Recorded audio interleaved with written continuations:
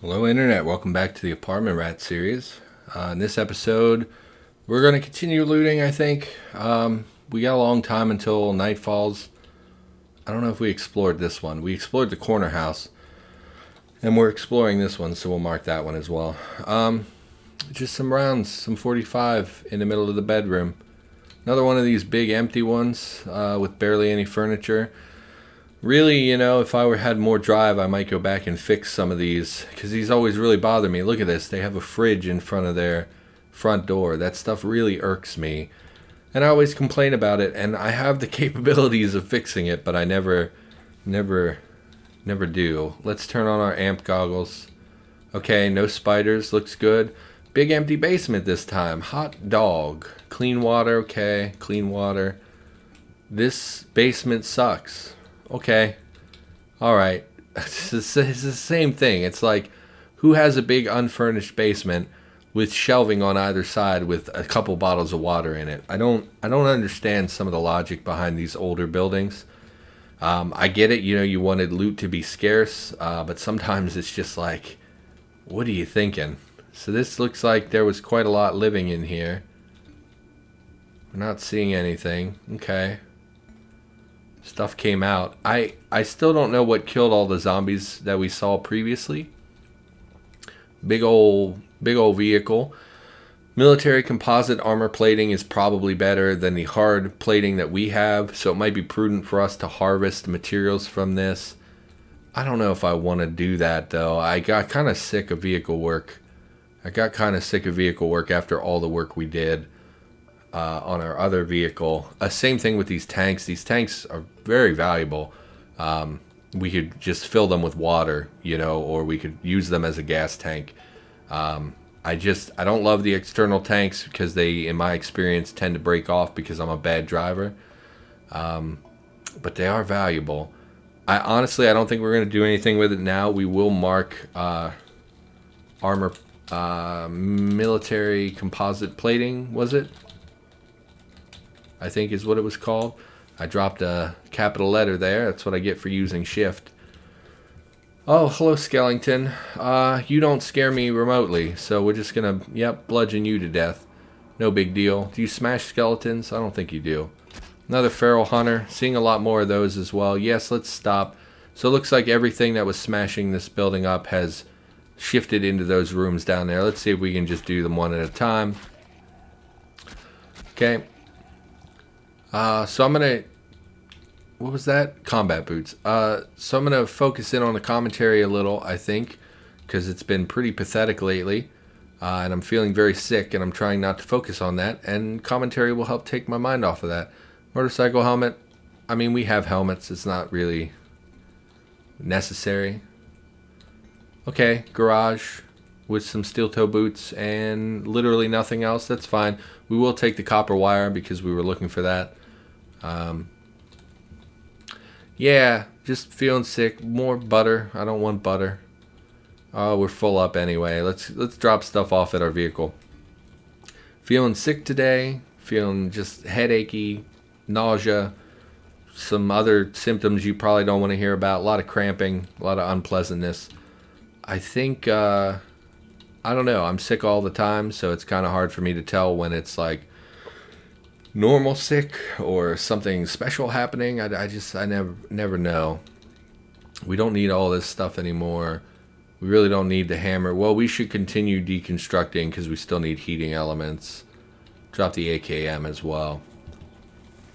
Did I tell you I did slice my finger open last week? I don't know if I ever mentioned that on here. I was at work and something on my car door was broken. It was like a little sharp piece of plastic, and I just reached over and slit my finger pretty dang deep. Didn't know it happened. It was one of those really neat slices that you don't really feel until later. In fact, I don't know that it ever hurt. It just opened my finger. So this might be gross. I don't know what people consider gross, but it like laid open my finger, and it was very deep and very, very sharp, like smooth cut. Like if I had done it with a scalpel, you wouldn't even have been able to tell the difference. It was so neat. And then I was at work, And it was like, man, I really don't want to have to leave to go get stitches. And I was like, all right, well, I was in the middle of the route. I was like, I'll stop at the gas station. Maybe they have bandages. It didn't really bleed at all. It was like one little pinprick of blood, even though it was very deep cut. And I think we'll go up and we'll check out the butcher shop and that other house. And I was like, man, I really don't want to have to stop the route. I don't want to have to go home. Stopped at the gas station thinking, oh, I'll just get some bandages. We'll clean it up and then we'll address it later. Since it's not really bleeding, it's not a big deal. So I go to the gas station and I'm looking around and I can't find bandages at all, like any bandages. And I was like, man, it's a convenience store. Kind of convenient to sell bandages. A lot of people, in the middle of the night when nothing else is open, might need a Band-Aid. You ever think of that? So was getting frustrated. I asked the woman, I said, do you have bandages? And she's like, no, I don't think that we do. And she helped me look. Like, she came out and was like, oh, they'd be over here, and we never found any. And I was like, well, I have this big cut. And I showed her, and she was like, oh my God, like you should go to the urgent care, which is like, it's kind of like an emergency room, but not an emergency room. PF9, I'm not familiar with, fires 9mm, deals less damage than our rifle, plus it's a handgun, which is just not very interesting to me. I understand that they strive for realness and that most guns, the actual damage comes from the ammunition, but I do wish they would tier the guns so that better guns deal better damage regardless of their ammunition. It would make it a little bit more fun. Because right now, basically any 9mm pistol is going to perform roughly the same as any other 9mm pistol from a damage perspective. So it's like, it's just not as fun as finding something where you're like, man, that's so much better. But anyway, she's like, yeah, you should go to urgent care. I think you need stitches. And I was like, nah, I can't. I'm in the middle of work. I can't really do that. So they didn't sell bandages, but you know what they do sell? Superglue. So I went in the bathroom and was holding my wound shut and super glued it closed because that's what I had. And like I said, it didn't bleed. It was like one drop of blood. It was very creepy because you expect like such a deep slice. You expect like, oh man, this is going to bleed everywhere. But it didn't. So I just held it shut and just covered it in super glue. And then the next day, when the sun came up, I went to go to the dollar store and picked up bandages. And then was bandaging it for the last couple days and super gluing it as I felt was necessary, which I'd never done that before. You hear about people who are like, yeah, I just stitched it closed, no big deal. I had some fishing line and I stitched my own wound. Couldn't have done that. But I remember reading that super glue was... I don't even know if this is true. It was in a book where they said that super glue was like, what book was that? It was. They said super glue was like originally developed for battlefield medicine, in lieu of stitches. In lieu of sutures, you would use super glue. And I don't know if that's true, but it sure worked. And it's been, I don't know. This was like 8 or 9 days ago. It's staying closed on its own now, so I'm not super worried about it. And I've just been putting bandages on it because sometimes at work, I don't want to get crud in it. Like, it's closed on its own, but it's still, when I touch it, it's tender, and I'm a little worried it will spring open if I'm working or whatever, and I really don't want to get dirt in the wound. So, it was an interesting experience. I would do it again. Like, it was surprising how smoothly it went. Like, you hear sometimes people are like, oh, I did this because I couldn't afford to go to the doctor, so I just did it on my own. And I always roll my eyes at those people and are like, man, you shouldn't have done that. You should have just gone to the doctor. But then I did it myself, and I was like, this is actually not hard at all. This was very easy. I do think we're going to take this butchering rack. This would enable us to full butcher creatures. Oh, we see a horde. That's what that music is about. It's literally, this is a pathetic horde. If we got gassed, it could be a real issue. Is there anything out here we desperately want? Lunch meat. Would really like the pickled meat jar. I don't think that this layout is mine. I think in my layouts, I made the racks vertical, whereas the old layouts just had these racks at the front glass. So I don't think I made this particular butcher shop. I made two. One was the dog one, and then one was just a variant version of this. So I don't think that this is one of mine. I meant to pick that up. Yes. Let's take the butcher rack. We will carry it. Not a big deal. And we'll close the back door. What is this? Plastic bag. And we'll head back to our little vehicle. Probably should have safe mode on when you're holding down the button like that. Yeah, it was an interesting experience. You know, I always dismiss people. Like not that long ago, we had someone on the forum, or maybe it was back when I first started the forum. I don't really remember. But they were like, yeah, I cut off my own mole. And I was like, oh man, shouldn't have done that. Like, should maybe have gone to a doctor for that. And they were like, nah. And I just always thought, like, what a silly thing to do. You're putting your body at risk because you're too afraid to spend a little money at the doctor. And then I had that exact situation come up, and I was like, man, really can't afford a doctor. I should probably deal with this on my own. Since we're here, we might as well explore this as well. We explored both of those. I'm a little hesitant to head into the town proper. Every butcher shop comes with those boomer spawns. I really actually kind of hate that. I wish that they were a little more diverse, but at the same time, I don't. Stuff like that, when I think about things like that and I think, oh, I could change that, it would take me 30 seconds to change that. Oh, this is a survivor house. What's our perception? Yeah, there is traps in here. What are you? Last I checked, even though the minefields were changed, is this a zombie? Or is this a human? Whatever. Even though they changed minefields, I still think there are mines in these houses. We will step in the doorway and it will probably reveal a shotgun trap. Okay, it didn't. We're not going in here. We maybe will go in the garage because I think there can be weapons in the garage and I don't think there are landmines in there. So we will go fetch our... I think the sledgehammer should be able to get us through the metal door. I mean, we do have the jackhammer, and it's not like we're using it for anything. Nope, that is the wrong pile. Jackhammer. Yeah, it only took 10 to get through the last thing. Why? Oh, it's just big. Why is our inventory... Oh, we still have the metal butcher rack in our inventory. What a dumb thing that was.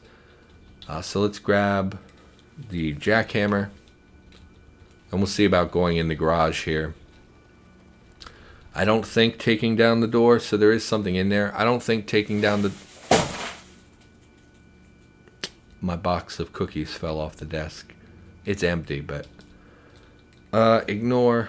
I don't think there are minefields in the garage, but there might be. You're not a survivor zombie. I thought you would be a survivor zombie. This could be dangerous if it triggers a landmine. Why don't we back up? Yes, I see it. Thank you. And let's wield the... Oh, we're okay. I thought you would have to wield the jackhammer. Doesn't look like that's the case.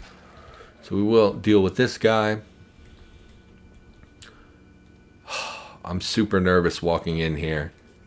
I don't think there are landmines in the garage.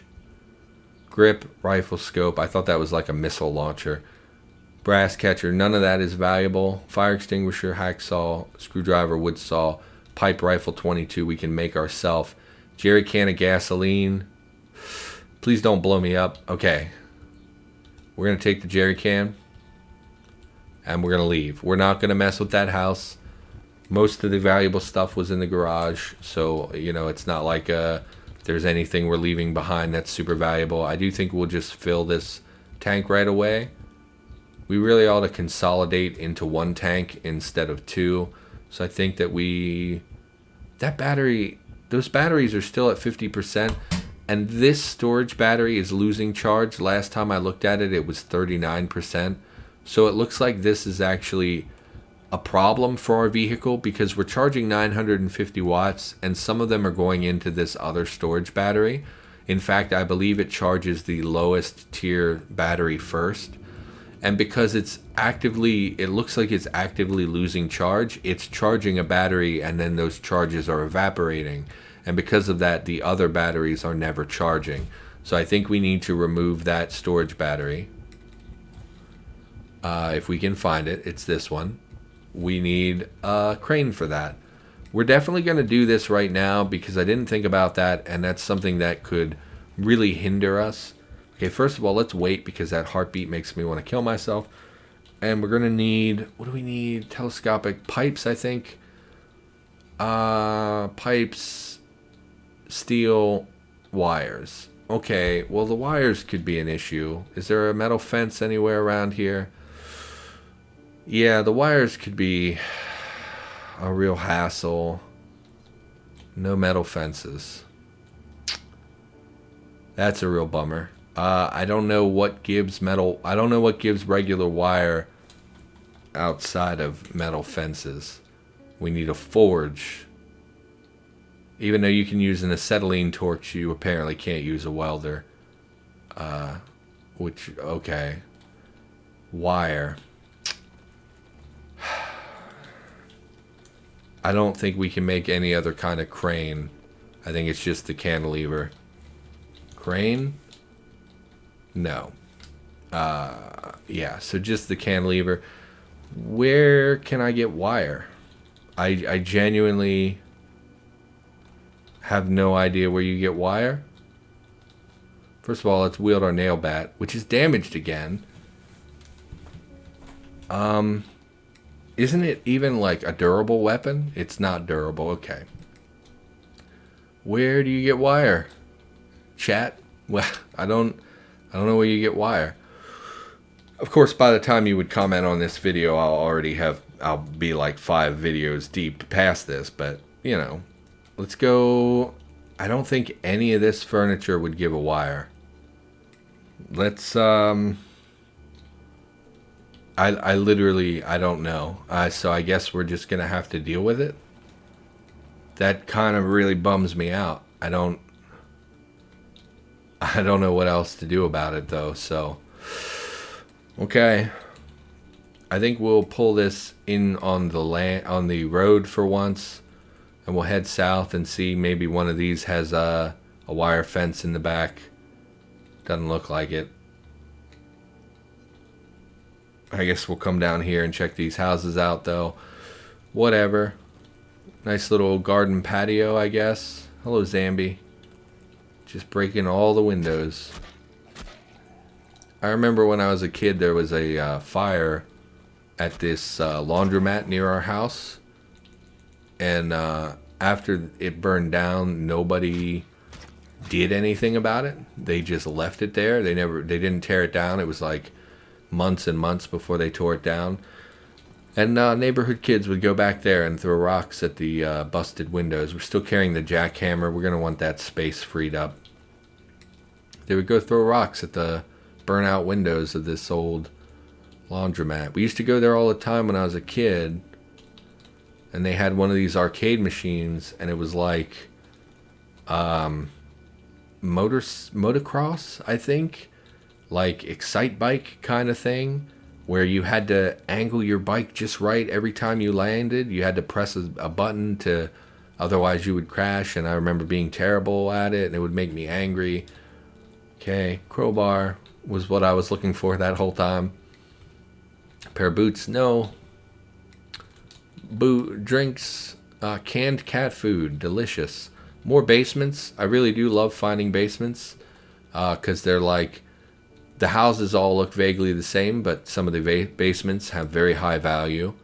A plum. I love plums. Plums are delicious. Probably my favorite fruit. In fact, plums or peaches. I like the stone fruits. Nachos with cheese. Rotten. I'm good. Let's check out this basement before we go any further. Activate our amp goggles. Really should be taking them off when we're not using them. This is the, I think this is referred to as the game basement. Obviously now we have the gamer basement, which is like the D&D basement, which is much more of a game basement than this one. But this was like the rec room, you know, it has a pool table. I think there's a TV here somewhere, big sofa. you know, like the luxury furnished basement kind of thing. I always wanted to add more basements to the game because they're very standalone. It's really kind of easy to make a location that you can just quickly and easily attach to an existing location. The problem is I have no ideas about what should be there, if that makes any sense. Like, I don't know what I want to make a basement, but I don't know what I would ever make a basement. I don't have any good ideas about it. Drink some of this water since we're here, and it's basically free. We could potentially harvest a bunch of this water and throw it in one of our vehicle tanks, so we would have clean water all the time, basically. I don't know if we're going to do that. A couple of zombies out there. Not a big deal. Again, we're at this point, we're pretty beefy. We have some decent armor items. We have an okay melee weapon. We obviously could have much better melee. But I'm not scared of the zombies like I was in the early game. And for good reason. We will take the OJ and see if we remember to drink it before it goes bad. First aid kit, very valuable. Anything else in this house? Some dust masks. Okay. Probably should repair our weapon just to be a little bit more combat efficient. In fact, you know, we never made that other chitin stuff. Even though we had harvested chitin in a previous episode. Just drop all this. We'll keep the meat. In fact, we'll eat the meat now before it goes bad. We'll step outside to make that menu a little more tolerable. Go ahead and continue dropping this stuff. Hack Pro, I still don't know if that really is valuable. I think you need it to hack things. I mean, obviously, I just don't really know what is hackable or what needs to be hackable. I don't really know how hacking in the game works. Why don't we, I guess we'll repair our clothes again since we're here. No results. Okay, must be on this tile. Sewing kit, activate the sewing kit. Real quick, just repair our clothes a little bit. Compression top, success, failure, blah, blah, blah. Back to item selection. Oh, I thought there were other ones. Okay, so just that one. Drop the sewing kit. We will activate resin. Resinous cord, repair the bat. Nice, back to peak performance. Okay, we wanted to make the chitin, so let's look at all the chitin available to us. Chitinous armor is the one we didn't see before. It covers the torso and the legs, and it has pretty good protection, which rivals the current gear that we have, which is the turnout trousers, and it has a low encumbrance as well. So if we look at our torso, we're currently wearing, what are we? The Kevlar vest. Okay, wearing the Kevlar vest. What is our encumbrance is not good, particularly on our eyes, but that's because we're wearing ballistic goggles and the amp goggles and the chitinous helmet. So if we look at our torso, where's our torso? Torso. Compression top conflicts with the Kevlar vest. Leather backpack conflicts with the binoculars. Kevlar vest is the protection that we're wearing. It's 8 bash and 16 cut versus the chitin, which is 12 bash, 16 cut. So it is an improvement, and the encumbrance is roughly the same. And because it's on the normal layer, it would not conflict with our compression top. And then if we look at our leggings, it's the same basic logic. On our legs, we have compression shorts, which would not conflict with the chitin armor. Turnout trousers, which are 6 and 10, and the other one was, 10 and 16, so obviously much better. The only difference is that chitin does not have environmental or fire resistance, but we're actually not super worried about those things. And then the knee pads are the strapped layer, so it wouldn't conflict with them either. So I think that those are a priority. The other thing that we would want to make is the chitinous gauntlets and or the chitinous boots. Boots I'm not super concerned with because a lot of the footwear has pretty high protection, and it's pretty rare that you get hit in the feet. It's more likely the legs that are the issue. The gauntlets is the same basic thing, is that you don't often get hit in the hands. However, the gloves that we're currently wearing are actually really bad. So this would be an improvement in almost every way. Also a little confused why chitin on the hands and feet gives environmental, acid, and fire, but on the torso it gives 0 acid, fire, and environmental. I don't fully understand that. So I do think we're going to make the armor immediately. This might take a really long time. But we're winding down to the end of the episode. I think that this episode went a lot more smoothly. Once I get into the rhythm of looting and you're not really struggling with anything, it becomes a lot easier to just talk. And sometimes I get super down and it really distracts from what I'm trying to do, and it makes it a lot harder. So I do think we could wear this with the Kevlar instead of the compression top. But that small, we've got to, I think. It's just so much protection for such a small encumbrance. I don't think that taking off the Kevlar vest is necessary. We probably should do it, but I don't think we will. Like, from a realism standpoint, I don't know that you would wear Kevlar under your chitin armor, I think we'll take off the Kevlar. We don't necessarily have to. Let's take off the turnout trousers as well. Again, we don't necessarily have to. If we look at our legs, they are quite encumbered. But we could do without taking them off, but we are going to take them off, which makes things a lot more tolerable. So if we look here at our torso, we no longer have a confliction with the a conflict with the close to body layer. We only have the conflict with the strapped layer, which is just fine. And if we look at our legs, we don't have any conflicts at all, which is great. So we're pretty well armored at this point. Our eyes are crazy encumbered. I'm not really worried about that. Do we have enough chitin left to make the... No. Okay. Sun is getting lower. It's 4:30. Here's the thing, right? We want to go back to the mall to pick up our iron shot quarterstaff. The problem is that we only know one safe way into the mall, and that's right here. If we come in right here, we know we can go south, go up, and get our stuff, and then escape again. And that's pretty minimal risk. The problem is I want to be moving to the school, but if we go to the school, we would have to backtrack all the way over here to go in that entrance, which would put us at risk from all the stuff that's kind of encircling the mall. So we really don't want to do that. And the school itself does have a pretty high monster density on the lower floor. It's not terrible. It's definitely more manageable than it used to be.